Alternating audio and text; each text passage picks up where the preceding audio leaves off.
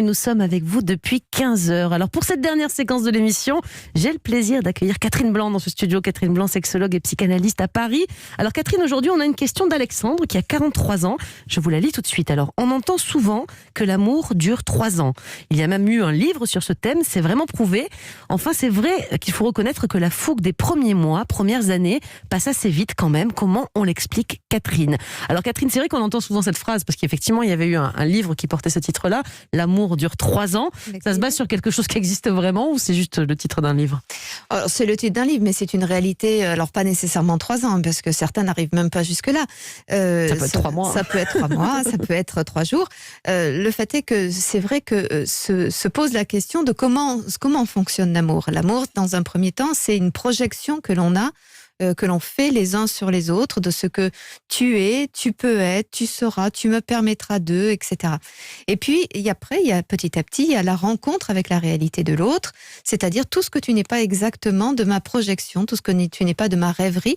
Pour autant, tu es force de proposition et de possible. Et souvent, on n'accepte pas de faire avec la réalité de l'autre. Et puis c'est peut-être on confond aussi un peu, on dit amour, passion, ce qu'il décrit au début, la fougue du début, effectivement.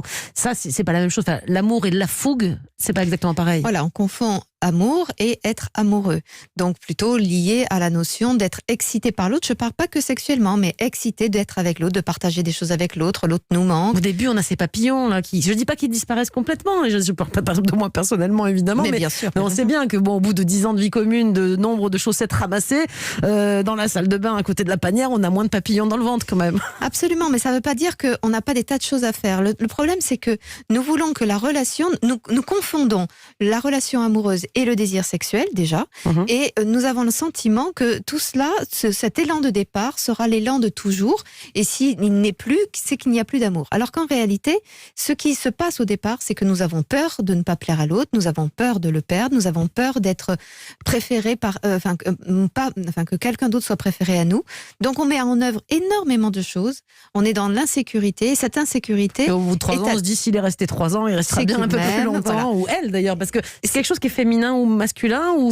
C'est vrai des deux côtés, ouais. C'est-à-dire que bien sûr, on a le plaisir du confort, on a le plaisir de la sécurité qu'on s'est offert l'un à l'autre, et puis à la fois, il y a de la difficulté à être créatif dans la relation, à s'inventer, se réinventer soi-même et réinventer la relation.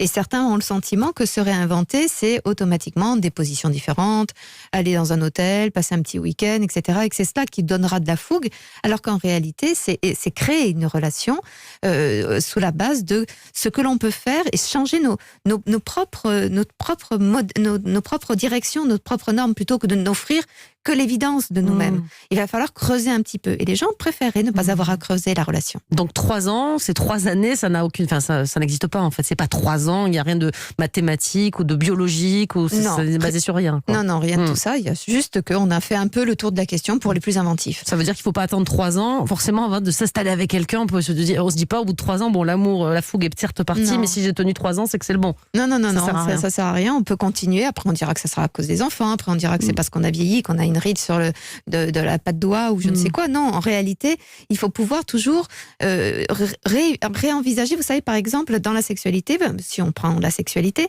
les gens vont faire l'amour d'une certaine manière, et puis ils vont se dire que si jamais il bouge quelque chose, l'autre va être surpris, l'autre va pas le reconnaître, ça sera louche, etc. Donc, on s'applique à faire toujours la même chose, à réagir de la même manière, et c'est comme ça que l'on s'enferme, qu'on enferme la relation. Il faut pouvoir la bouger sans craindre de se perdre, sans craindre d'étonner l'autre ou d'inquiéter l'autre. Et donc au bout de 3 ans, même si je reviens sur mes 3 ans, même si j'ai bien compris qu'il n'y avait aucun fondement là-dessus, mais au bout de 3 ans, si on n'a plus les papillons dans le ventre, si on a moins de fougue, même sexuelle, mais qu'on se sent amoureux, ça peut durer l'amour comme ça, sans passion, en tout cas sans fougue, éternellement. Enfin... Oui, mais la passion n'est pas que confortable. La passion, c'est absolument formidable, mais c'est source d'anxiété évidente. C'est-à-dire que dans la mesure où je suis plein de fougue, j'ai peur que l'autre ne partage pas ma fougue. Donc c'est pas très très confortable. Nous cherchons tous à quelque chose d'assez calme, d'assez doux, d'assez sweet.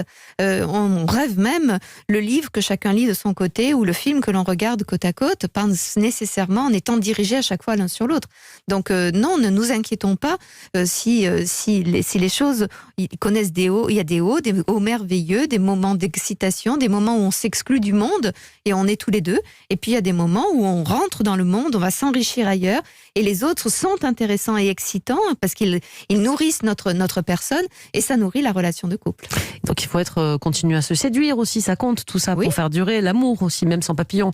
Exactement, mais se séduire, et c'est pas toujours en se mettant sur son 31, se séduire, c'est justement en étant riche de propositions encore et toujours. Merci beaucoup Catherine pour tous vos conseils, on vous retrouve bien